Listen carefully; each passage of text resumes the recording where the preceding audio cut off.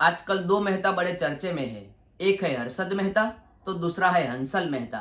दोनों में एक चीज कॉमन है, दोनों ने मार्केट को हिला के रख दिया। एक ने शेयर बाजार के मार्केट को तो दूसरे ने वेब सीरीज के मार्केट को। आज के इस वीडियो में हम आपको दिखाने वाले हैं कि शेयर बाजार का सबसे बड़ा खिलाड़ी और जुए के इस खेल का सबसे बड़ा जुआरी हर्षद मेहता सही था या गलत। हर्षद मेहता खुद कहते थे कि स्टॉक मार्केट में रिस्क ना लेना ही सबसे बड़ा रिस्क है, क्योंकि यहाँ रिस्क है तो इश्क है। लोग भले ही हर्षद मेहता को स्कैमर मानते होंगे, और वो थे, लेकिन वो स्कॉलर भी थे।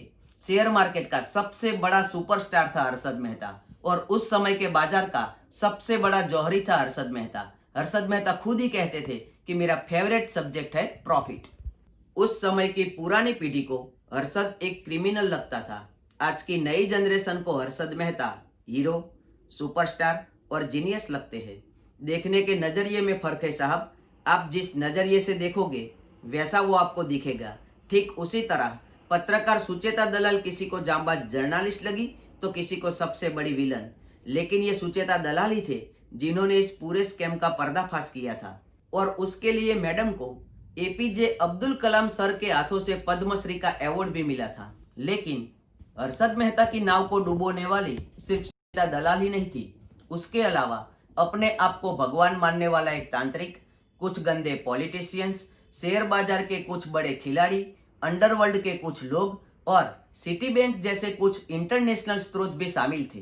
वो लोग भारतीय शेयर बाजार को अपने इशारे पर नचाकर उसका गलत फायदा उठाना चाहते थे। वो नहीं चाहते थे कि शेयर मार्केट का रिमोट हर्षद मेहता के हाथ में आ जाए।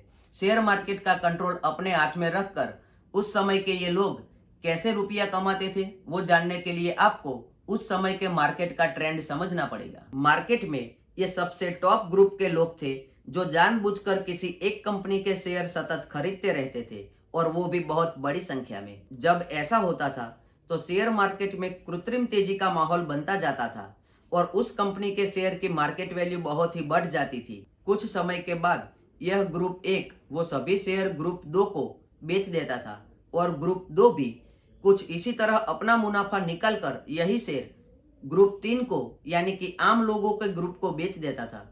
पूरे शेयर बिक जाने के बाद ऊपर के ग्रुप के लोग उसी कंपनी के शेयर खरीदना बंद कर देते थे और शेयर की मार्केट वैल्यू सीधी डाउन हो जाती थी। तेजी की रफ्तार को देखकर निचले ग्रुप के जो आम आदमी थे वो उस कंपनी के शेयर खरीद कर फंस जाते थे।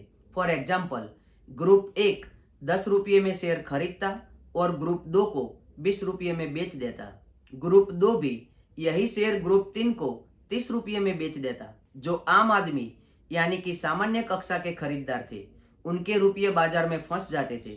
इस प्रकार के ट्रेंडिंग को सेक्युलर ट्रेंडिंग कहते हैं। ये टॉप पर रहे शक्तिशाली लोग शेयर मार्केट को अपने इशारे पर नचाते थे।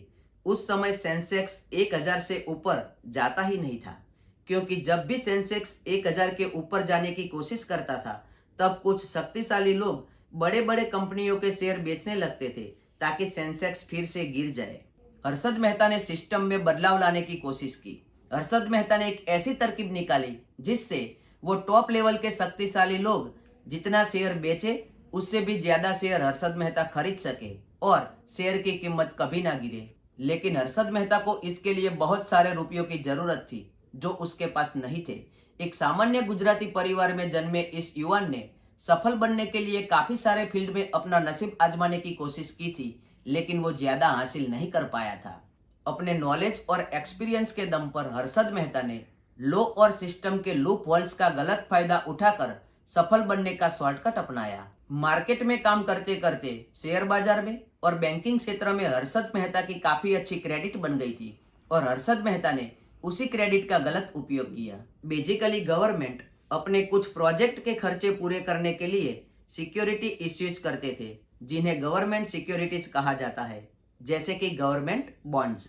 सभी बैंकों को ये बॉन्ड में कुछ सर्टेन अमाउंट इन्वेस्ट करना अनिवार्य था। बैंक को जब रुपयों की जरूरत पड़ती तो एक बैंक दूसरे बैंक को ये बॉन्ड बेच सकती थी और दूसरे बैंक से पैसा उधार ले सकती थी। कुछ दिनों बाद इंटरेस्ट के साथ पैसे लौटाकर अपने बॉन्ड वापस ले लेती थी। यह सिस्टम एक शॉर्ट टर्म लोन की तरह था। बैंक के इस लेन देन में कुछ लोग बीच में दलाली का काम करते थे। दलालों का काम जिस बैंक को सिक्योरिटी बेचनी है उसके लिए बायर ढूंढना और जिसको सिक्योरिटी खरीदनी है उसके लिए सेलर ढूंढना था। हर्षद मेहता भी ऐसे मीडिएटर का काम करता था। बैंकों के उस व्यवहार में कुछ लूप होल्स थे जो हर्षद मेहता जानते थे। उन्हीं लूप होल्स का उपयोग हर्षद ने अपने जाति फायदे के लिए किया। मान लीजिए 4 बैंक से ए, बी, सी और डी। जब बैंक ए अपनी गवर्नमेंट सिक्योरिटी बेचना चाहती थी तब हर्षद मेहता उस बैंक के लिए ब्रोकर का काम करता था और बैंक के लिए बायर ढूंढता था।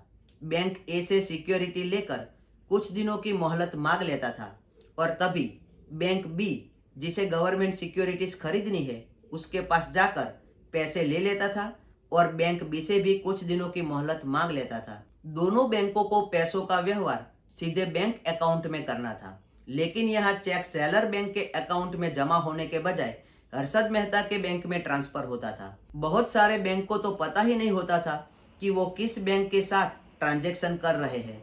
हर्षद मेहता ने यही चीज का गलत फायदा उठाया और बैंक के पैसे का सीधा उपयोग शेयर मार्केट में शेयर की प्राइस बढ़ाने के लिए किया। कुछ दिनों वेट करने के बाद जब बैंक ए अपनी सिक्योरिटीज का पैसा मांगती थी तो हर्षद मेहता कोई और बैंक ढूंढ लेता था जिसे गवर्नमेंट सिक्योरिटीज खरीदनी है। मान लीजिए बैंक सी को भी सिक्योरिटीज खरीदनी है तो हर्षद बैंक सी के पास जाकर पैसे ले लेता था और कुछ दिनों का समय मांग लेता था। वो बैंक ए के पास जाकर उन्हें उनका पैसा दे देता था और फिर बैंक सी और डी की डील्स पूरी करने के लिए वो और बैंक से कुछ उसी तरह डील करता रहता था। वैसे तो हमारे हर एक फ्रेंड सर्कल में एक छोटा हर्षद होता ही है जो इसकी टोपी उसके सर और उसकी टोपी इसके सर करता रहता है, लेकिन हर्षद मेहता को यहाँ जब ज्यादा रुपयों की जरूरत पड़ी तो हर्षद मेहता ने बैंक की मदद से नकली बैंक रसीद बनवाए और इसका इस्तेमाल करना शुरू कर दिया। अब जिस बैंक को गवर्नमेंट सिक्योरिटीज खरीदनी थी उस बैंक को हर्षद मेहता ये नकली बैंक रसीद पकड़ा देता था और बैंक से पैसे ले लेता था और बाद में वो वही पैसा बैंक को देकर अपना नकली बॉन्ड वापस ले लेता था। हर्षद मेहता की ये सबसे बड़ी भूल थी। हर्षद मेहता ने जो रास्ता अपनाया वो गलत था। कोई हर्षद मेहता को फ्रॉड कहता है तो कोई इंटेलिजेंट, लेकिन मैं इतना जरूर कहूंगा कि वो हर्षद मेहता ही थे जिन्होंने सेबी को स्टॉक एक्सचेंज के रूल्स को बदलने के लिए मजबूर किया। पैसों की लालच और पैसे कमाने का शॉर्टकट आदमी को किस तरह पायमाल कर देता है, इसका सबसे बड़ा एग्जाम्पल है हर्षद मेहता।